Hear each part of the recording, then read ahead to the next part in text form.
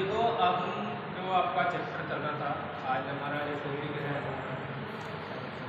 Transformer. Transformer का जो chapter चल रहा है उसमें हमने ट्रांसफॉर्मर के परिचय के बारे में अपने बात कर रहे थे। ट्रांसफॉर्मर का परिचय क्या होता है, किस प्रकार का ट्रांसफॉर्मर होता है, कैसे उसको जानते हैं। ट्रांसफॉर्मर शब्द का मतलब क्या होता है, ठीक है।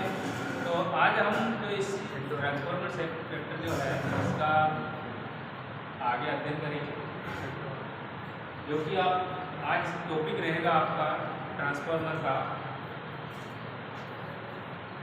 ट्रांसफॉर्मर का कार्य सिद्धांत। कार्य सिद्धांत, वर्किंग प्रिंसिपल ऑफ ट्रांसफॉर्मर का कार्य सिद्धांत क्या है। देखो, ट्रांसफॉर्मर जो है आपका एक ऐसी डिवाइस है जो इलेक्ट्रिकल पावर को एक सर्किट से चुंबकीय क्षेत्र के रूप में, विद्युत चुंबकीय क्षेत्र के रूप में दूसरे सर्किट में ट्रांसफर करने वाली एक डिवाइस होती है। कल हमने इसके बारे में बात की थी। तो ये जो इलेक्ट्रिकल पावर को विद्युत चुंबकीय क्षेत्र के रूप में सर्किट में जो ट्रांसफर करती है, तो इस ट्रांसफर करने का सिद्धांत क्या है, क्या इसकी थ्योरी है।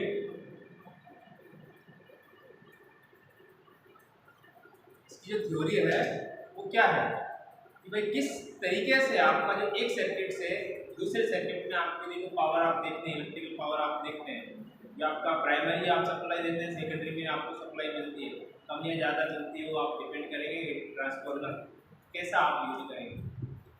तो ये एक सर्किट से दूसरे सर्किट के बीच में कोई इलेक्ट्रिकली कनेक्शन तो है ही, लेकिन फिर भी वो एक सर्किट से दूसरे सर्किट में इलेक्ट्रिकल पावर कैसे चली जाती है,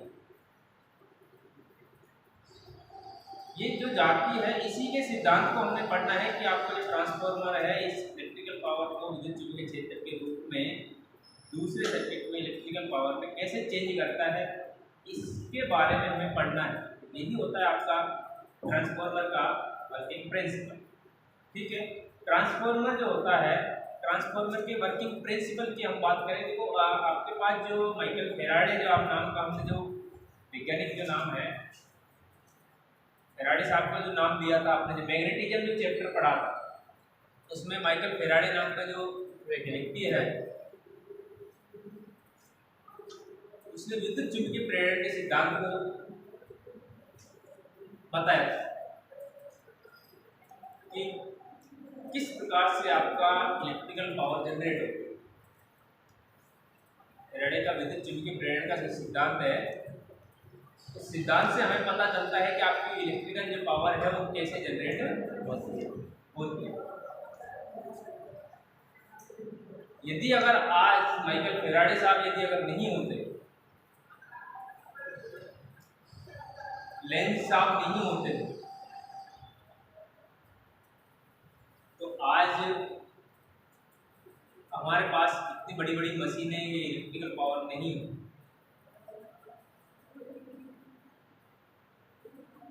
क्यों? क्योंकि उन्होंने ही हमें इस इलेक्ट्रिकल पावर को एक रूप से दूसरे रूप में ट्रांसफर करने का सिद्धांत ही उन्होंने हमें बताया है, और उन्हीं के सिद्धांत के अनुसार ही हम इलेक्ट्रिकल पावर को हम जनरेट कर सकते हैं। बात समझ में आ रही है? जिन्होंने कहा था आपका जो माइकल फेराडे का राइट हैंड रूल है, एक लेफ्ट हैंड रूल है। राइट हैंड रूल क्या बताता है, आपका लेफ्ट हैंड रूल क्या बताता है, ठीक है। राइट हैंड रूल में आपको उसको जो तीनों उंगलियां हैं, आपका एक अंगूठा, एक अंगुली और एक मध्यमा उंगली, तर्जनी उंगली, मध्यमा उंगली को 90 डिग्री पे डिस्प्लेसमेंट किया जाता है। उसी के हिसाब से आप देखते हैं कि आपका जो कोई भी जनरेटर है तो उसमें इलेक्ट्रिकल पावर जनरेट हो जाती है। अल्टरनेटर को देखते हैं, आपका इलेक्ट्रिकल पावर जनरेट कर देता है। कैसे होती है? उसी इलेक्ट्रिकल पावर को हम ट्रांसफार्मर के माध्यम से उसको कम या ज़्यादा करके हम आगे दूर दराज क्षेत्रों में हम उसको पहुंचाते हैं। ठीक है। तो अब वो इलेक्ट्रिकल पावर माइकल फैराडे साहब ने जनरेट कर दी। अब इलेक्ट्रिकल पावर को हमें आगे भी भेजना है, तो वहाँ पे भी आपको माइकल फैराडे साहब ने एक और दिमाग लगाया, जिसमें हमने एक डिवाइस बनाई थी जो है आपकी ट्रांसफार्मर।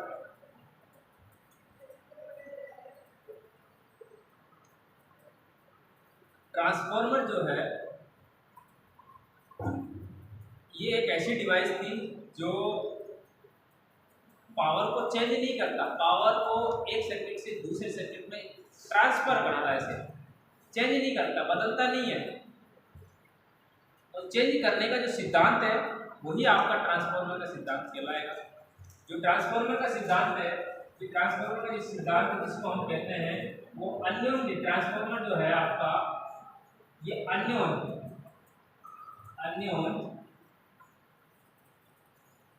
प्रेरण, अन्योन्य प्रेरण, जिसको म्यूचुअल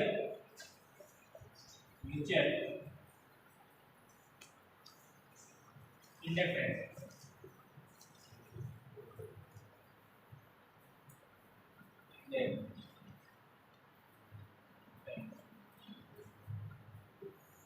म्यूचुअल इंडक्टेंस का सिद्धांत कहते हैं। अन्योन्य प्रेरण कहें या फिर म्यूचुअल इंडक्टेंस का सिद्धांत कहें, अन्योन्य प्रेरण को ही हम इंग्लिश में म्यूचुअल इंडक्टेंस कहते हैं। ठीक है। ट्रांसफार्मर जो है आपका म्यूचुअल इंडक्टेंस के सिद्धांत पर कार्य करता है। बात समझ में? ट्रांसफार्मर आपका म्यूचुअल इंडक्टेंस के सिद्धांत पर ही कार्य करता है। ये म्यूचुअल इंडक्टेंस का जो सिद्धांत है सिर्फ और सिर्फ केवल एसी धारा पर, एसी सप्लाई पर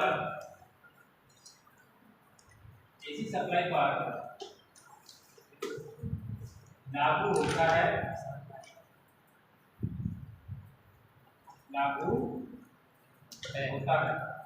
सिर्फ और सिर्फ एसी धारा पर लागू होता है, डीसी पर नहीं। ये ध्यान रखना, बात समझ में आई? म्यूचुअल इंडक्टेंस का जो सिद्धांत है वो आपका सिर्फ और सिर्फ एसी धारा पर लागू होता है, डीसी धारा पर लागू नहीं होता। इसीलिए जो आपका ट्रांसफार्मर है वो एसी धारा पर, एसी सप्लाई पर कार्य करता है। बात समझ में? ये सिर्फ और सिर्फ एसी धारा पर कार्य करता है। बात क्लियर है? एसी धारा पर कार्य करता है, इसीलिए आप जो ट्रांसफार्मर है, ट्रांसफार्मर की प्राइमरी वाइंडिंग को एसी सप्लाई देंगे तो आपको सेकेंडरी साइड में आपको एसी सप्लाई ही मिलेगी, डीसी सप्लाई नहीं मिलेगी। बात समझ में? यदि अगर हम देखो एसी सप्लाई है, एसी सप्लाई का मतलब आप समझते हैं, एसी सप्लाई जो आपका एक जो उसका एम्पलीट्यूड है, आयाम जो है, वो समय और दिशा दोनों उसके एक्सचेंज होते रहते समय के साथ। जो उसका एम्पलीट्यूड और उसकी जो दिशा, आयाम और डायरेक्शन है, वो समय के साथ आपका एक्सचेंज होता है, मतलब बदलता रहता है, कम ज़्यादा होता रहता है। तो वो धारा आपकी कौन सी कहलाती है? एसी धारा, जिसका आयाम और डायरेक्शन दोनों समय के अनुसार निश्चित रहती है, सीधी लाइन में चलती है, तो वो कौन सी कहलाती है? आपकी डीसी धारा कहलाती है। ठीक है। ध्यान रखना, आपका जो ट्रांसफार्मर है कौन से सिद्धांत पर कार्य करता है? एसी धारा, अन्योन्य प्रेरणा के सिद्धांत पर, जिसको आप म्यूचुअल इंडक्टेंस कह सकते हैं। ठीक है। ये केवल एसी धारा पर ही, एसी सप्लाई पर ही लागू होता है। क्या? म्यूचुअल इंडक्टेंस का जो सिद्धांत है सिर्फ और सिर्फ एसी सप्लाई पर ही क्या होता है? लागू होता है, डीसी पर नहीं होता है। ध्यान रखना। दूसरी बात, ये एसी सप्लाई पर ही कार्य करता है। ट्रांसफार्मर जो है एसी सप्लाई पर कार्य करता है। यहाँ से क्वेश्चन आपका ये पूछा जाता है कि ट्रांसफार्मर कौन सी सप्लाई पर कार्य करता है, तो आपको बताना है कौन सी पे? AC supply. डीसी पे कार्य नहीं करता है। ठीक है, क्यों? क्योंकि जो म्यूचुअल इंडक्टेंस जिस सिद्धांत पर कार्य करता है वो म्यूचुअल इंडक्टेंस का सिद्धांत है। म्यूचुअल इंडक्टेंस का सिद्धांत आपका एसी सप्लाई पे कार्य करता है। एसी सप्लाई पे कार्य करने के बाद ये आपका एसी सप्लाई से ही चालू होता है। यदि अगर हम इसको डीसी सप्लाई देंगे तो डीसी सप्लाई से आपका म्यूचुअल इंडक्टेंस का सिद्धांत नहीं बनेगा। नहीं बनने के कारण आपकी जो प्राइमरी वाइंडिंग है, जिस साइड को आप सप्लाई से कनेक्ट करेंगे, सप्लाई से जिसको जोड़ेंगे, वो वाइंडिंग आपकी बर्न आउट हो जाएगी, जल जाएगी। बात क्लियर है? यहाँ तक किसी को कोई दिक्कत है? नो सर, समझ में आई बात? अब यहाँ से हम बात करेंगे कि ट्रांसफार्मर जो होता है ये एसी पर ही लागू, एसी पर ही चाहते हैं, एसी धारा पर ही कार्य करता है, डीसी पर नहीं। अब देखो जो ट्रांसफार्मर है, ये आपका जो ट्रांसफार्मर जो आपका सिंगल फेज ट्रांसफार्मर है, तो थ्री फेज ट्रांसफार्मर है, इसका जो सिद्धांत कि अगर आप आगे बात करें हम थोड़ा सा,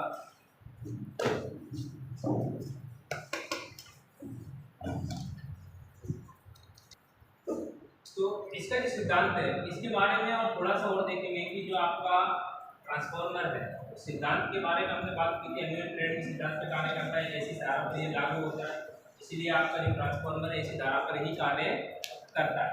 अब देखो इसमें होता क्या है, जो आपका ट्रांसफार्मर है, ट्रांसफार्मर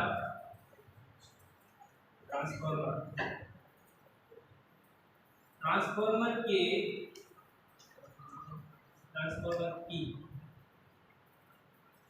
जो वाइंडिंग होती है, प्राइमरी और सेकेंडरी वाइंडिंग, जब प्राइमरी वाइंडिंग या सेकेंडरी वाइंडिंग इसी में से आपको जिसको सप्लाई देंगे वही प्राइमरी कहलाएगी। ठीक है, जिस वाइंडिंग को आप सप्लाई देंगे वही प्राइमरी कहलाएगी। उसमें आप जब एसी सप्लाई जब आप देंगे, विद्युत जब देंगे, तो वो चुंबकीय क्षेत्र के रूप में, मैं आपको यहाँ एक छोटा सा डायग्राम बता दूँ।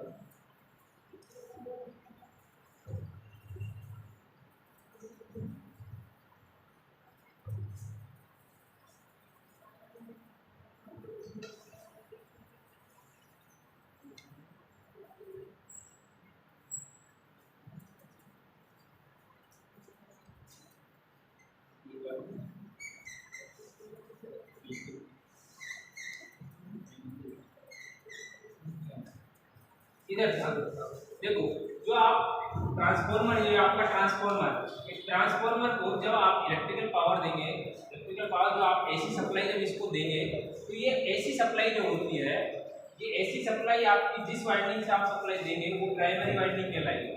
जिस वाइंडिंग से आप जब जोड़ेंगे उसको सप्लाई को, तो इस वाइंडिंग में एक चुंबकीय क्षेत्र उत्पन्न होता है। चुंबकीय क्षेत्र का मतलब है कि जब इसको सप्लाई देंगे तो ये वाइंडिंग आपका विद्युत चुंबकीय फ्लक्स बनाएगा। विद्युत चुंबकीय फ्लक्स जो बनेगा आपका, तो वो इस सर्किट से होते हुए इस तरह से आपका रोटेट करती करता है। ठीक है, ये रोटेट करने के कारण ही आपका जो फ्लक्स है ये रोटेट करता हुआ चलता है, इस तरह से ये घूमता हुआ चलता है आपके सर्किट में। ये फ्लक्स घूमता हुआ फ्लक्स ही आपका सेकेंडरी वाइंडिंग से लिंक करता है। लिंक करने के बाद, लिंक करते ही आपका सेकेंडरी वाइंडिंग है उसमें क्या होता है, ईएमएफ उत्पन्न होता है। ईएमएफ विद्युत वाहक बल, उत्पन्न विद्युत वाहक बल जनरेट होता है। अब विद्युत प्रेरण का जो सिद्धांत कहता है, जो माइकल फेराडे साहब ने जो सिद्धांत दिया था, उसने कहा था कि यदि किसी कंडक्टर को मैग्नेटिक फील्ड में, चुंबकीय क्षेत्र में, कंडक्टर को यदि अगर घुमाया जाए तो उस कंडक्टर में ईएमएफ जनरेट होता है। पहला उसकी डेफिनेशन ये है, फेराडे का जो विद्युत चुंबकीय प्रेरण का जो सिद्धांत है, उसने कहा था यदि किसी मैग्नेटिक फील्ड के अंदर, जैसे कि आपकी ये मैग्नेटिक पोल है, ये दो, ठीक है, ये मैग्नेटिक पोल है आपका, मैग्नेटिक एन से एस की तरफ जो बल रेखा निकलती है, ये आपका मैग्नेटिक क्षेत्र है पूरा बीचों बीच। इसमें आपका ये कंडक्टर है, इस कंडक्टर में यदि अगर आप दूसरी मैग्नेटिक फील्ड में इस कंडक्टर को यदि आप इस तरह से अगर रोटेट कराते हैं, तो आपका इस कंडक्टर में एक ईएमएफ जनरेट होता है, जिसको आप विद्युत वाहक बल, ईएमएफ को विद्युत वाहक बल, इलेक्ट्रोमोटिव फोर्स कहते हैं। ठीक है, वो मोटिव फोर्स जो आपको उत्पन्न होता है विद्युत वाहक बल, वो आपका कंडक्टर में उत्पन्न होता है, वो कंडक्टर से फिर आपकी इलेक्ट्रिकल पावर बाहर आ जाती है। या फिर आप कंडक्टर को, दूसरी डेफिनेशन कहा था उसने, या फिर आप इस कंडक्टर को आप स्थिर रखें और उस मैग्नेटिक फील्ड को आप घुमाते रहें, मैग्नेटिक फील्ड को घुमाते रहें, तो भी आपका इस कंडक्टर में क्या होगा, ईएमएफ जनरेट होगा। यदि अगर आपने मैग्नेटिक फील्ड को नहीं घुमाया और आपने कंडक्टर को भी नहीं घुमाया, दोनों को स्थिर रखा है, तो क्या आपका ईएमएफ जनरेट हो जाएगा? नहीं होगा। लेकिन उसका जो तीसरी जो परिभाषा है, उसने ये कहा था माइकल फैराडे साहब ने, आप कंडक्टर को भी स्थिर रखो, चुंबकीय क्षेत्र को भी स्थिर रखो, चुंबकीय क्षेत्र से बनने वाला जो फ्लक्स है वो रोटेट होना चाहिए। चुंबकीय क्षेत्र जिसमें आपका चुंबकीय फ्लक्स बनता है, चुंबकीय फ्लक्स जहां बनता है वो मटेरियल आपका चाहे स्थिर हो, ठीक है, और कंडक्टर भी आपका स्थिर हो, कोई फर्क पड़ने वाला नहीं है। उसने कहा था कि यदि अगर आप मैग्नेटिक फील्ड, जहाँ मैग्नेटिक फ्लक्स आपका जनरेट हो रहा है वो भी स्थिर रहे और जहां आपका कंडक्टर रखा है वो भी आपका स्थिर रहे, लेकिन किसी भी कारण से आपका जो फ्लक्स है, जो मैग्नेटिक फ्लक्स, चुंबकीय क्षेत्र का जो फ्लक्स है, वो फ्लक्स आपका रोटेट होना चाहिए किसी भी कारण से। यदि अगर आपका किसी भी कारण से आपका फ्लक्स रोटेट हो रहा है तो भी आपके कंडक्टर में क्या हो जाता है, ईएमएफ जनरेट हो जाता है। देखो वो जो दो फर्स्ट में जो परिभाषाएं मैंने बोली थी, यदि किसी कंडक्टर को मैग्नेटिक फील्ड में आप घुमाते हैं तो ईएमएफ जनरेट होता है, या फिर कंडक्टर को आप स्थिर रखें, मैग्नेटिक फील्ड को उसके चारों तरफ घुमाएंगे तो भी ईएमएफ जनरेट होता है। ये सिद्धांत, दोनों परिभाषाएं लागू होती हैं आपके मोटर जनरेटरों में, जहां रोटेटिंग पार्ट हो, घूमने वाला पार्ट, क्योंकि वहां चाहे तो कंडक्टर घूमने वाला होना चाहिए या फिर आपका मैग्नेटिक फील्ड घूमने वाला होना चाहिए। ईएमएफ जनरेट करने के लिए तीन चीजों की आवश्यकता होती है, इंपॉर्टेंस होती है जनरेटर मोटर, जिसमें आप पढ़ेंगे तो वहां आपको ईएमएफ जनरेट करने के लिए तीन सबसे इंपॉर्टेंस बातें होती हैं, कि जिनमें सबसे पहले आपको जो लेना होता है ईएमएफ जनरेट करने के लिए कंडक्टर होना चाहिए, एक मैग्नेटिक फ्लक्स होना चाहिए, और उन दोनों के बीच में कुछ रिलेटिव स्पीड होनी चाहिए, तब जाके आपका क्या होगा, एक ईएमएफ जनरेट होगा। तो अब देखो उस हिसाब से फैराडे साहब का जो नियम है, उसी हिसाब से आप यहाँ अगर देखेंगे तो देखो आपका ये कंडक्टर है, ये आपके इस जो बॉबिन्स इसमें लगी हुई है, जो ये आपकी ये पत्तियां जो लगी हुई हैं, ये पत्तियां भी आपकी स्थिर हैं और ये कंडक्टर भी आपका क्या है, स्थिर है। क्या इसमें ईएमएफ जनरेट हो रहा है? नहीं हो रहा था। लेकिन ये जो फ्लक्स है, वो फ्लक्स आपका इधर से निकल रहा है, ये आपका एक सर्किट पूरा हो रहा है, लेकिन फ्लक्स आपका घूम रहा है, जिसमें आपका मैग्नेटिक फ्लक्स बन रहा है, वो चीज तो आपकी स्थिर है और यहाँ पे कंडक्टर भी आपका स्थिर है। तो ये दोनों परिभाषाएं तो हमारे पास लागू नहीं हो रही, लेकिन तीसरी परिभाषा है जो कह रही है कि फ्लक्स रोटेट करता हुआ होना चाहिए, फ्लक्स आपका रोटेट करता हुआ होना चाहिए। यदि अगर आपका फ्लक्स रोटेट करता हुआ भी है तो आपके वाइंडिंग में क्या होगा, ईएमएफ जनरेट हो जाएगा। तो इसी कारण से देखो आपका ये वाइंडिंग आपकी है, ये भी स्थिर है, ये मैट्रिक्स जो है जिसपे आपने वाइंडिंग कर रखी है, जिसमें चुंबकीय क्षेत्र बन रहा है, वो भी आपका स्थिर है। लेकिन ये आपका एक सर्किट बन रहा है, क्लोज सर्किट। क्लोज सर्किट बनने के कारण आपका यहाँ से जो फ्लक्स निकल रहा है, ठीक है, ये फ्लक्स आपका यहाँ से इस सर्किट से यहाँ इस तरह से गति कर रहा है। तो ये गति कर रहा है तो मतलब कि आपका फ्लक्स घूम रहा है। जैसे ही कोई फ्लक्स घूमता है और उसके फ्लक्स के बीच में यदि फ्लक्स को अगर कोई कंडक्टर कट करता है मतलब उसके फ्लक्स के सामने अगर कोई कंडक्टर आता है तो इस कंडक्टर में एक ईएमएफ जनरेट हो जाता है। बात समझ में? इस तरह से आपका ट्रांसफार्मर है जो आपका वर्क करता है। इसी तरह से आपका जो इलेक्ट्रिक पावर इधर देंगे तो इलेक्ट्रिकल पावर आपको इधर मिल जाएगी। लेकिन ये किस पावर, कौन सी पावर को कौन सी पावर में चेंज करता है ये आपको पता होना चाहिए। ऐसी इलेक्ट्रिकल पावर को ऐसी इलेक्ट्रिकल पावर में ही ट्रांसफर करता है, लेकिन विद्युत चुंबकीय क्षेत्र के रूप में इलेक्ट्रिकल पावर को दूसरे सर्किट में भेजते हैं। उसके बाद वो म्यूचुअल इंडक्टेंस के सिद्धांत के अनुसार सेकेंडरी वाइंडिंग में क्या होता है, आपका ईएमएफ जनरेट होता है। बातें क्लियर है? तो ये चारों चीज़ आपको याद रखनी है। ट्रांसफार्मर किस सिद्धांत पर कार्य करता है? नॉन प्रेरण के सिद्धांत पर, या फिर उसको आप कह सकते हैं म्यूचुअल इंडक्टेंस का सिद्धांत। म्यूचुअल इंडक्टेंस का सिद्धांत केवल एसी सप्लाई पर ही लागू होता है, डीसी पर नहीं होता। ध्यान रखना ये बात है, क्वेश्चन आता है यहाँ से, ठीक है। दूसरी बात है आपका ये जो ट्रांसफार्मर है सिर्फ एसी सप्लाई पर ही कार्य करता है, डीसी पर नहीं करता। यहाँ तक की बातें आपकी क्लियर हो गई? यस सर, ठीक है। तो अब इसका जो नेक्स्ट टॉपिक है आपका, देखो आपने परिचय पढ़ लिया था, परिचय में आपका ट्रांसफार्मर क्या होता है क्या नहीं होता, उसके हिसाब से हमने देखा था।